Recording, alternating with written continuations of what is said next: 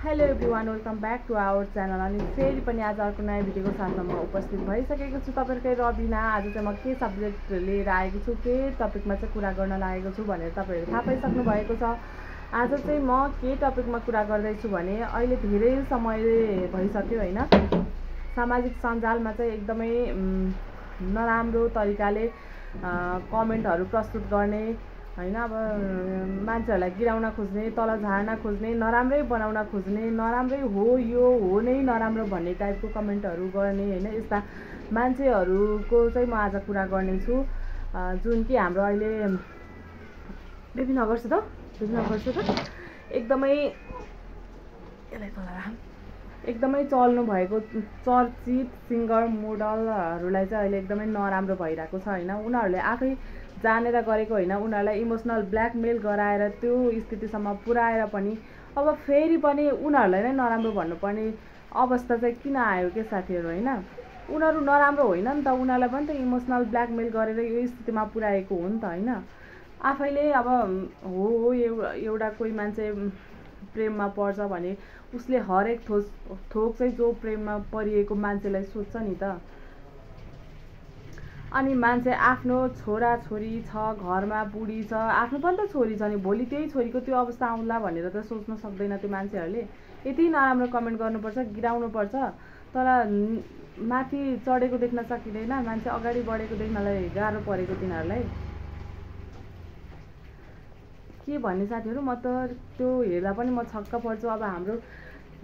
अब एउटा कुरा सुन्नु न होइन, अब उनीहरू अब भनौँ न एलिना चौहान, समीक्षा अधिकारी, उनीहरू भनेको त एकदमै राम्रो ठाउँमा एकदम ठुलो लेभलमा पुगेको मान्छे हो नि त।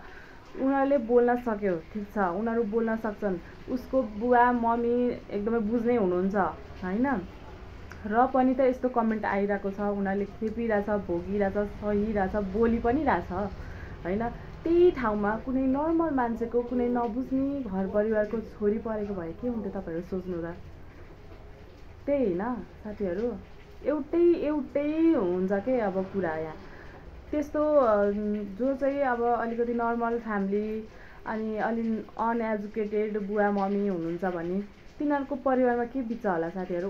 उसले चाहिँ सबैजनाको अब कुराहरूले गर्दाखेरि पनि उसले सुसाइड नै गर्नुपर्ने अवस्था आउँथ्यो होइन त।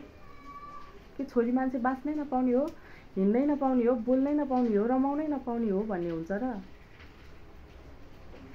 अनि जो बे गरेर डिभोर्स भएर बस्छन् उनीहरूले चाहिँ कुट्टै खानै पर्ने, हरेक कुरा सहनै पर्ने, ऊ चाहिँ थिचो मिचो भएर पनि त्यही घरमा चाहिँ बस्नुपर्ने भन्ने पनि त हुन्न नि, हुन्छ र, हुँदैन नि त। उसको पनि रहर हुन्छ, हरेक कुरा हुन्छ नि त, रहरकै कुरा मात्रै हुन्न। उसले चाहिँ आफ्नो शरीरलाई नै दुःख दिएर त्यही घरमा रोएर कराएर थिचेर पिटाइ खाएर बस्नुपर्छ भन्ने त हुन्न होला नि त होइन। हो, उसले एलिना चौहानलाई अहिले कति नराम्रो कमेन्ट गरिरहेको छ नि त मान्छेहरूले होइन। उसलाई पनि उसले सबै कुरा सहेरै बसेको भए वा ल ऊ त एकदमै राम्रो भन्ने हुन्थ्यो होला होइन। यहाँहरूलाई जसले ब्याड कमेन्ट गर्नुभएको छ, तपाईँको घरमा पनि त छोरी होला, दिदी बहिनी होला, भोलि यही अवस्था नआउला भन्न त सकिँदैन होला नि त। सबै मान्छे बुझ्ने नै हुन्छ भन्ने पनि त हुँदैन होला नि त। तपाईँ जो हुनुहुन्छ तपाईँको त झन् यति ब्याड कमेन्ट गर्नेलाई भन्दैछु, यस्तो निज सोच भएको मान्छे हो नि तपाईँहरू त, एकदमै नराम्रो गिरेको सोच भएको मान्छे हो कि। मलाई चाहिँ त्यस्तो लाग्छ है। यदि राम्रै सोच्नुहुन्थ्यो भने त हो सुझाव दिनुहुन्थ्यो, अब सुझाव दिनुहुन्थ्यो होला नि त। अब ठिक त थिएन, जे हुनु त भयो, सकियो। उनीहरूलाई नराम्रो भनेर चाहिँ के पाउनु भयो त नि, के पाउनु भयो त नराम्रो भएर। अहिले उल्टो तपाईँहरू के पाउँदै हुनुहुन्छ थाहा छ। हुन त मान्छेहरूलाई भाइरल हुनको लागि पनि योसम्म गरिरहेको छन्। अहिले कसरी भाइरल हौँ, कसरी चाहिँ बाहिरी अब सामाजिक सञ्जालमा चिन्यौँ भनेर चाहिँ मान्छेहरूले सब यो गरिरहेको पनि त हुनसक्छ होइन। तर त्यो चाहिँ राम्रो होइन जस्तो लाग्छ है मलाई। राम्रो जस्तो होइन कि राम्रो हुँदै पनि होइन क्या। यदि कसैलाई औँला उठाउनु, कसैमाथि दाग देखाउनु, कसैलाई चाहिँ गिराउनु, तल झार्नु राम्रो कुरा हो र, होइन नि होइन। एकदमै नराम्रो कुरा हो क्या त्यो भनेको चाहिँ।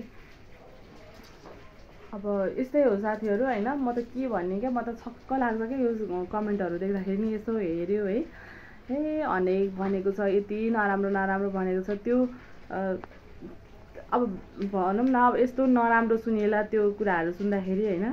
त्यस्तो ओडहरू त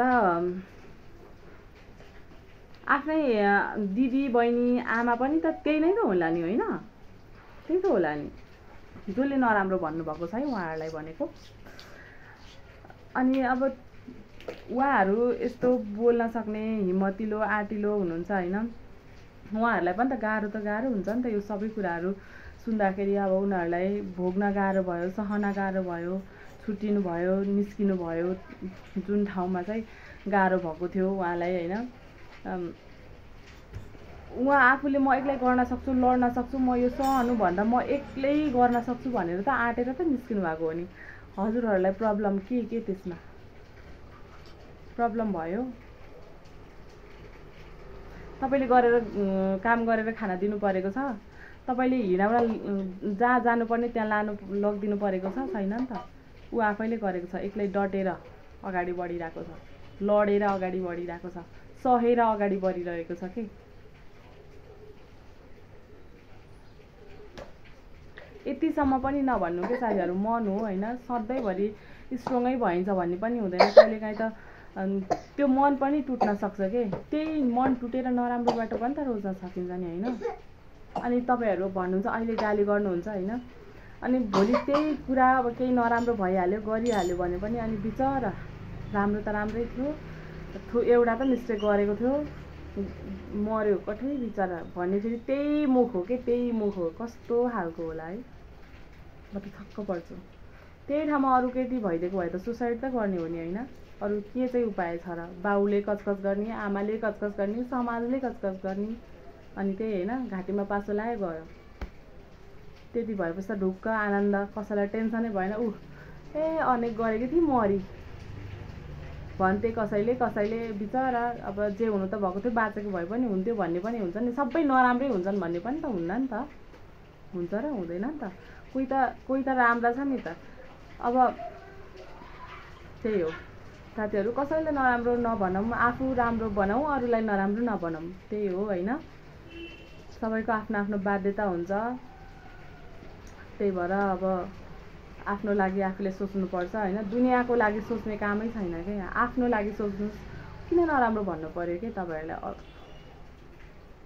नराम्रो भनेर चाहिँ के पाउनु भयो कि? तपाईँहरूले जति नराम्रो भन्नुभएको छ झन् राम्रो हुन्छ होइन। नराम्रो भन्नेलाई के त। ल म चाहिँ यही भन्न आएको आज चाहिँ, कसैले कसैलाई नराम्रो नभनौँ। बिचरा सबैको बाँच्न पाउने अधिकार छ होइन।